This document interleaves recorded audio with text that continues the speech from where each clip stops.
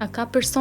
kategori personash që janë më të rrezikuar nga komplikacionet që mund të shkaktoj kolla? Patjetër. Janë smurët ata që tham, smurët me probleme kardiake, janë smurët me probleme pulmonare të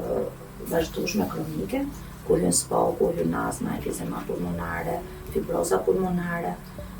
pacient me diabet, pasi ata kanë një shpeshti dhe një risk më të lartë për komplikacione edhe nga gjendjet inflamatore,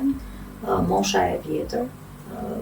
mosha shumë e hershme e fëmijëve që thamë e bebeve, sepse ata nuk kanë mekanizmat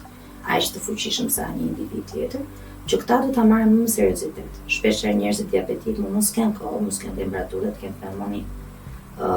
ose mund të kenë komplikacione kollës, sepse kolla është një refleks që ka një momentin që ndodhet procesi i kollës një presion shumë të lartë dhe njerëzit shpeshherë kanë dhimbje kokën pas kollës. Mund të kemi sinkop pas kollës, domethënë që të bie dhe që ndjet fikti me një kollë shumë të fortë. Po mund të kemi edhe një pneumotoraks në një plasje të cipave të mushkërisë në gjuhën popullore nga një kollë shumë e fortë. Kështu që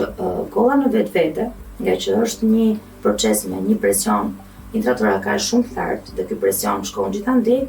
në raste shumë të rralla ka komplikacione serioze.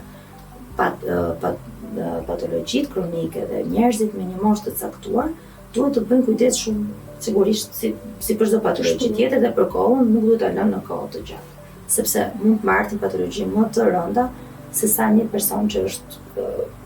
aktiv, që është i ri, që nuk ka shumë smundje shoqëruese.